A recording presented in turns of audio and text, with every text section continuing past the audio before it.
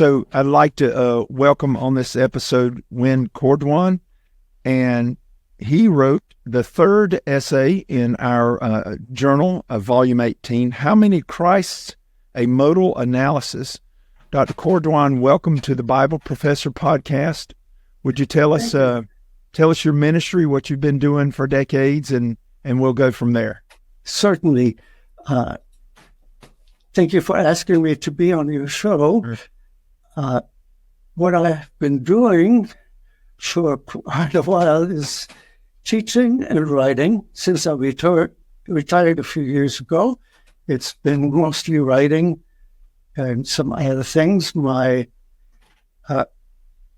most concentrated field has been in world relations, but as is typical for someone teaching at a small school, there have been other courses, such as logic, that have been part of my schedule, and that, of course, included trying to keep up with what's going on in logic. And one of those parts is modal logic.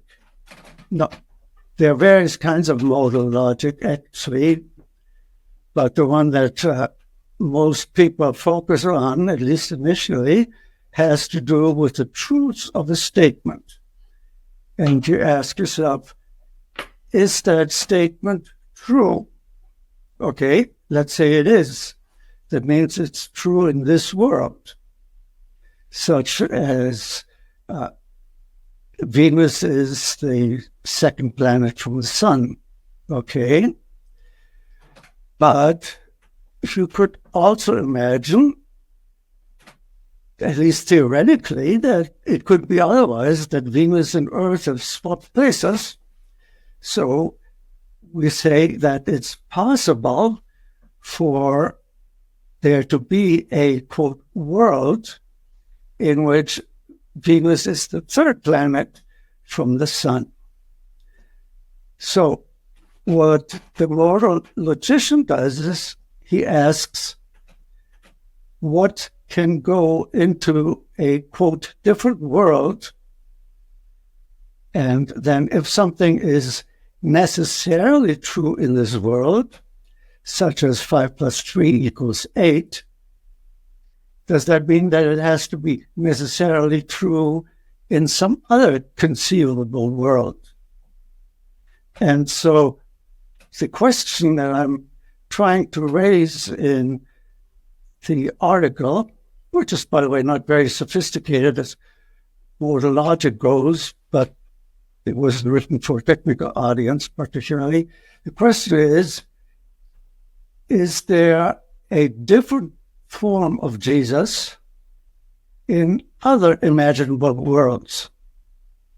I mean, the thing that came to my mind is, in Narnia, you have Aslan. And the question would be then, is Aslan Jesus? Are they identical? And so that's behind the logic of the article. And then I leave out Aslan in there and I ask, is the Jesus that Mormons and Baha'i and Muslims recognize, is that the same Jesus? Right. Are they in different logical worlds? Okay, and so you also bring up a tool that you use, I call it a tool, transworld identity.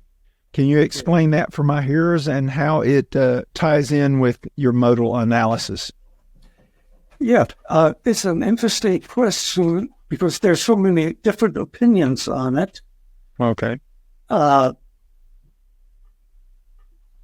question is, okay, if we say that the Earth and Venus traded places, the example I just mentioned, are we talking about the same world? The same Earth and the same Venus? Or are those different entities? They're counterparts of what we have here. And you can resolve that in different ways. Saul Kripke, a famous modal logic philosopher, said that certain things had rigid designation, so wherever they are the same identical thing. David Lewis said everything is different, and even the actual world is no different than any other modal logic. It's as real as any modal world.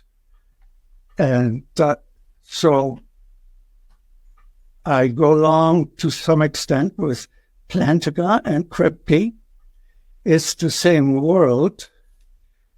Kripke just says it's designated in a certain way.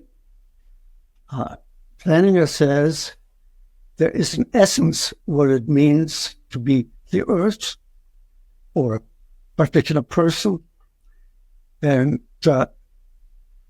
in that article, I say that, well, we can simply leave it at there's a particular description, namely a description of Jesus as the one who taught in Nazareth, who was crucified, buried, resurrected. And that description applies everywhere. So it's pretty close to an essence or a designation. Okay. And so you, in your essay, you got to step 4 in individuals' limitations. You said, now we get to the heart of my argument. And you go on to say, the bottom line is that we cannot simply expand our essences to include anything conceivable. What modal logic cannot do, and should not do for that matter, is to take cognizance of the metaphysical realities of the actual world. When we speak of what is possible for an individual in the actual world, there are limitations that go far beyond the merely conceivable. Okay. I do not play the violin.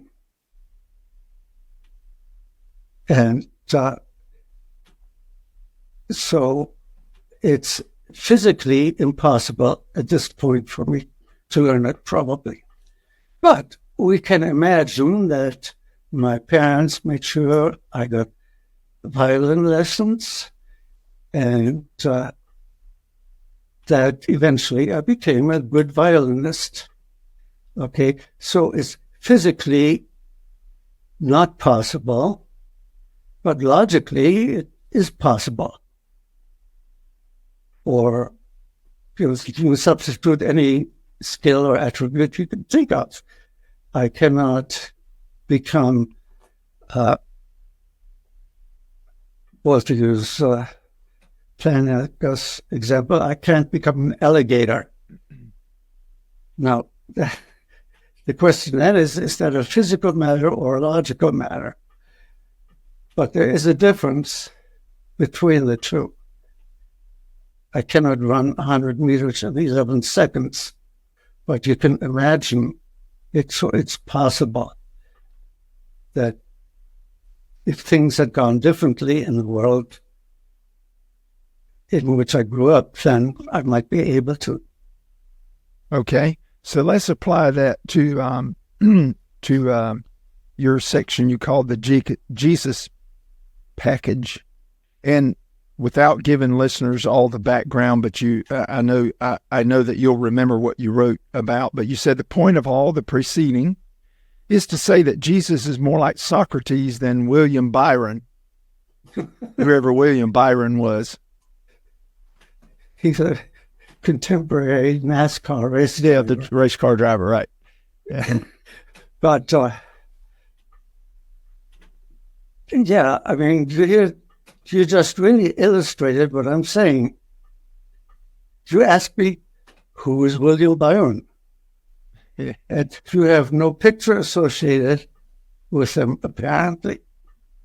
And so if I told you he's an American soccer player, or he was the governor of Nebraska in the 1950s, doesn't mean anything to you, perhaps. I don't know how far your knowledge of William Byron type of people goes, but that's not the case with Jesus. Jesus has very definite historical roots. There is only one Jesus, and even if you want to dispute certain things, certain minor things about him, there's simply no getting around the fact that he was the Messiah, Son of God, sent to earth for our salvation. And if you take the story seriously at all, you know that he was crucified and resurrected. And when you talk about Jesus, and then you deny those attributes, you're certainly not talking about Jesus anymore. Okay. So when I think that's the upshot of your essay here. right, And so you're saying that your modal analysis demonstrates that a Jesus, whether it be the Jesus in Buddhism or Mormonism or the great prophet in Islam, that is no longer the same Jesus as the historical Jesus because he lacks certain features that were necessary to who he actually was. right, that's exactly right. Okay. Man, I might have got a B in your philosophy class, maybe. Probably not. Oh, that would have been good. No, I was trying to bridge what you were saying here to some of my listeners, pew sitters, how can we understand? But that's the upshot of what you're attempting to do. This essay is great. It is great for Bible students, college students. And under your implications section, as you begin to wrap up, you say this: the application of the foregoing to the initial question of this paper should be pretty obvious by now. Not everything that can be said about Christ, in other words, by moving air with one's mouth, can be meaningfully attributed to him. There is no transworld identity when it comes to certain points of his identity. Mormons deny his unique status as the second person of the triunity. Baha'is see him as one of the 9 great manifestations, therefore rejecting the uniqueness of his incarnation. And then you talk about the Swamis and the Unification Church. In all these cases and many others, the description that they associate with Jesus is enough to warrant saying that they are no longer relating to the same person.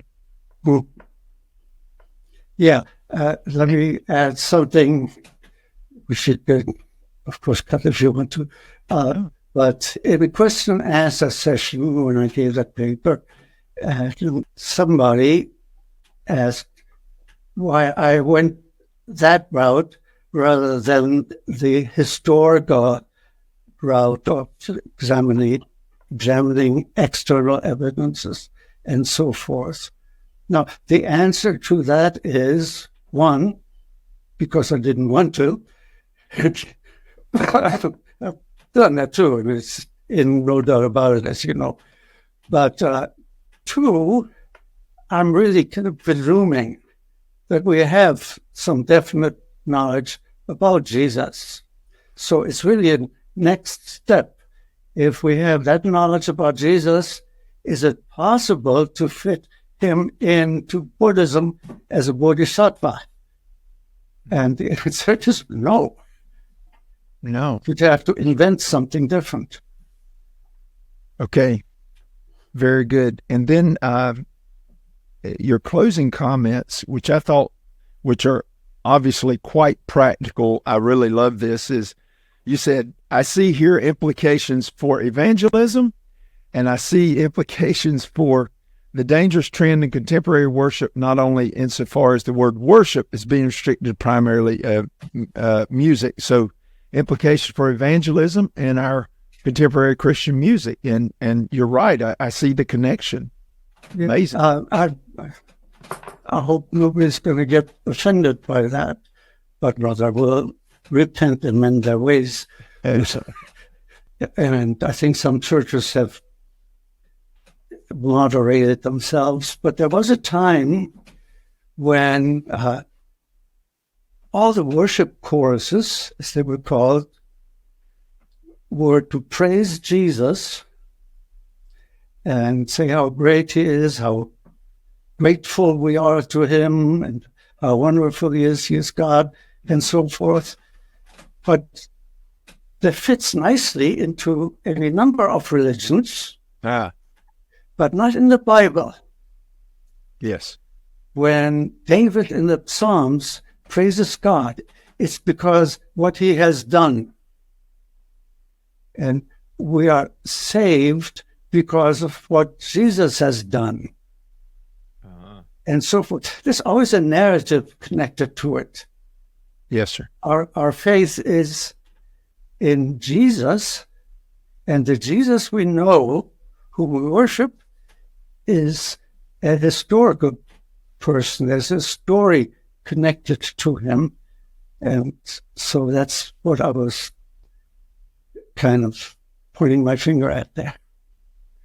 Yes. So thank you for that contribution, Dr. Corduan. And this is a great contribution. This is a great apologetics piece. I really appreciate you contributing to our journal that I edited this time. I appreciate it a whole lot. Your book also, as I told you before recording, No Doubt About It, Dr. Corduan's book, No Doubt About It, is a great apologetics resource, probably an introductory level. I'm trying to sell some more for you. I'll put a link in the description below on my podcast, and also your neighboring faiths. You've published several major books on world religions. Thank you so much. Thank you for joining me today. Well, it's been good to talk with you. Have a great day. Yeah.